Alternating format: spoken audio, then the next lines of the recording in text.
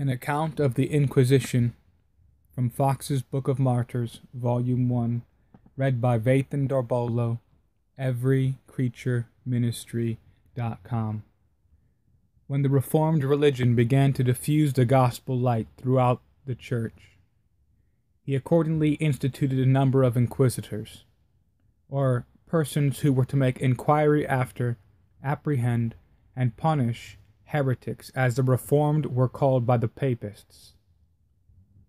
At the head of these inquisitors was one Dominic, who had been canonized by the Pope in order to render his authority the more respectable. Dominic and the other inquisitors spread themselves into various Roman Catholic countries, and treated the Protestants with the utmost severity. In process of time, the Pope, not finding these roving inquisitors so useful as he had imagined, resolved upon the establishment of fixed and regular courts of inquisition. After the order for these regular courts, the first office of inquisition was established in the city of Thoulouse, and Dominic became the first regular inquisitor, as he had been before the first roving inquisitor. Courts of inquisition were now erected in several countries, but the Spanish Inquisition became the most powerful and the most dreaded of any. Even the kings of Spain themselves, though arbitrary in all other respects, were taught to dread the power of the lords of the Inquisition, and the horrid cruelties they exercised compelled multitudes, who differed in opinion from the Roman Catholics, carefully to conceal their sentiments. The most zealous of all the popish monks, and those who most implicitly obeyed the Church of Rome, were the Dominican or Franciscans. These, therefore, the Pope thought proper to invest with an exclusive right of presiding over different court of inquisition, and gave them the most unlimited powers, as judges delegated by him and immediately representing his person. They were permitted to excommunicate or sentence to death whom they thought proper, upon the most slight information of heresy. They were allowed to publish crusades against all whom they deemed heretics, and enter into leagues with sovereign princes to join their crusades with their forces. In A.D. 1244, their power was farther increased by the Emperor Frederick II, who declared himself the protector and friend of all the inquisitors, and published the cruel edicts, viz. 1, that all heretics who continued obstinate should be burnt. 2, that all heretics who repented should be imprisoned for life. This zeal in the emperor for the inquisitors of the Roman Catholic persuasion arose from a report which had been propagated throughout Europe, that he intended to renounce Christianity and turn Mohammedan. The emperor therefore attempted, by the height of bigotry, to contradict the report, and to show his attachment to popery by cruelty. The officers of the Inquisition are 3 inquisitors or judges, a fiscal proctor, 2 secretaries, a magistrate, a messenger, a receiver, a jailer, an agent of confiscated possessions, several assessors, counselors, executioners, physicians, surgeons, doorkeepers, familiars, and visitors, who are sworn to secrecy. The principal accusation against those who are subject to this tribunal is heresy, which comprises all that is spoken or written against any of the articles of the creed or the traditions of the Roman Church. The Inquisition likewise takes cognizance of such as are accused of being magicians, and of such who read the Bible in the common language, and the Talmud of the Jews, or the Alcoran of the Mahometans. Upon all occasions the inquisitors carry on their processes with the utmost severity, and punish those who offend them with the most unparalleled cruelty. A Protestant has seldom any mercy shown him, and a Jew who turns Christian is far from being secure. A defense in the Inquisition is of little use to the prisoner, for a suspicion only is deemed sufficient cause of condemnation, and the greater his wealth, the greater his danger.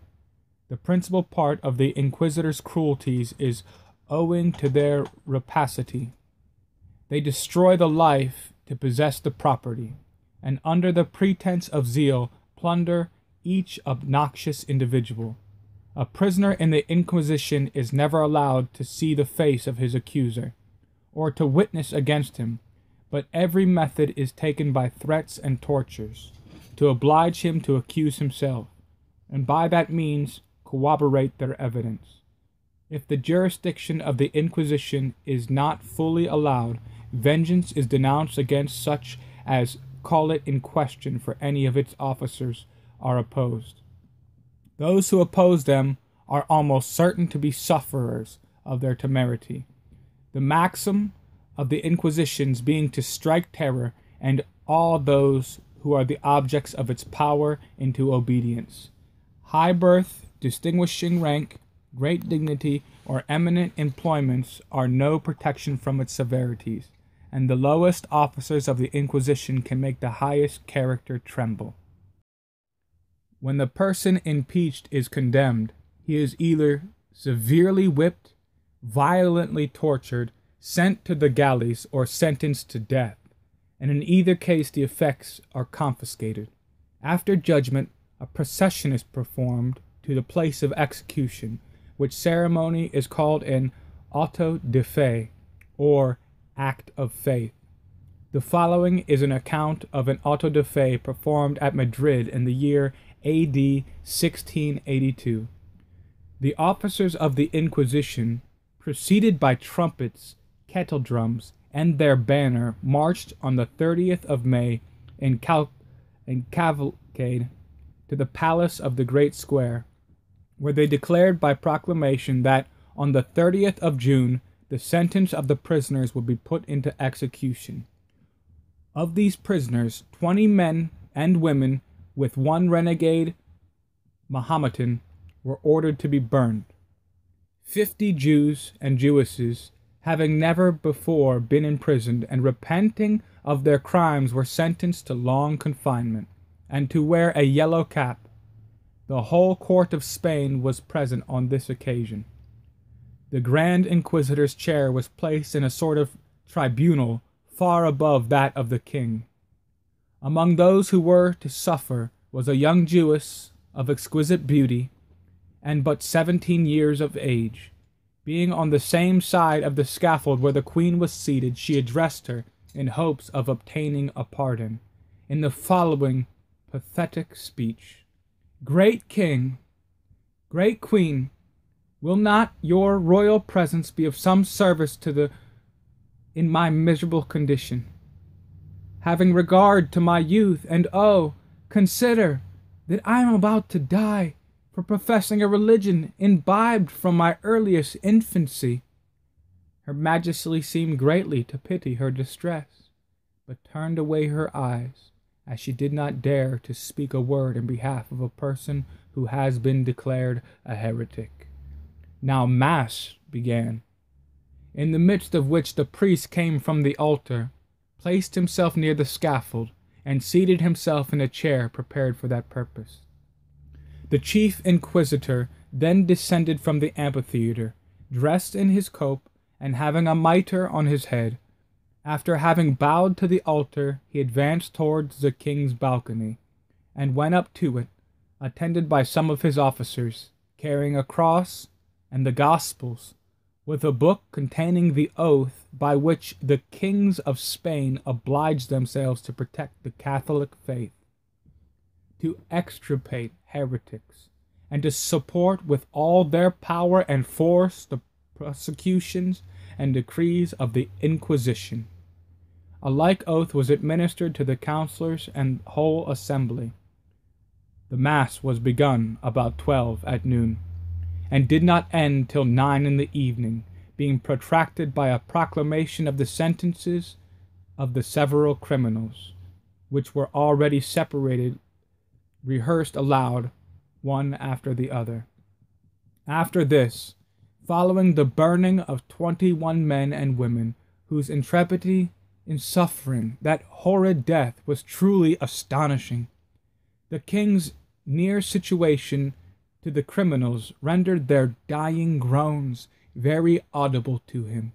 He could not, however, be absent from this dreadful scene, as it is esteemed a religious one, and his coronation oath obliges him to give a sanction by his presence to all the acts of the tribunal.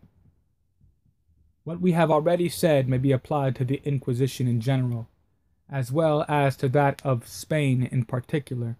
The Inquisition belonging to Portugal is exactly upon a similar plan to that of Spain, having been instituted much about the same time, and put under the same regulations. The inquisitors allow the torture to be used only 3 times, but during those times it is so severely inflicted that the prisoner either dies under it or continues always after a cripple, and suffers the severest pains upon every change of weather. We shall give an ample description of the severe torments occasioned by the torture, from the account of one who suffered it 3 respective times, but happily survived the cruelties he underwent. At the first time of torturing, 6 executioners entered, stripped him naked to his drawers, and laid him upon his back on a kind of stand elevated a few feet from the floor. The operation commenced by putting an iron collar round his neck, and a ring to each foot, which fastened him to the stand, his limbs being thus stretched out. They wound 2 ropes round each thigh, which ropes being passed under the scaffold through holes made for that purpose were all drawn tight at the same instant of time by 4 of the men on a given signal. It is easy to conceive that the pains which immediately succeeded were intolerable. The ropes, which were of a small size, cut through the prisoner's flesh to the bone, making the blood gush out 8 different places, thus bound at a time. As the prisoner persisted in not making any confession of what the inquisitors required, the ropes were drawn in this manner 4 times successively. The manner of inflicting the second torture was as followed. They forced his arms backwards so that the palms of his hands were turned outward behind him, when by means of a rope that fastened them together at the wrists, and which was turned by an engine, they drew him by degrees nearer each other, in such a manner that the back of each hand touched, and stood exactly parallel to each other. In consequence of this violent contortion, both his shoulders became dislocated, and considerable quantity of blood issued from his mouth. This torture was repeated thrice, after which he was again taken to the dungeon, and the surgeon set the dislocated bones. 2 months after the second torture, the prisoner, being a little recovered, was again ordered to the torture room, and there, for the last time, made to undergo another kind of punishment, which was inflicted twice without any intermission. The executioners fastened a thick iron chain round his body, which, crossing at the breast, terminated at the wrists. Then they placed him with his back against a thick board, at each extremity whereof was a pulley, through which there ran a rope that caught the end of the chain at his wrists. The executioner then, stretching the end of this rope by means of a roller, placed at a distance between him, pressed or bruised his stomach in proportion at the ends of the chains were drawn tighter. They tortured him in this manner to such a degree that his wrists, as well as his shoulders, were quite dislocated.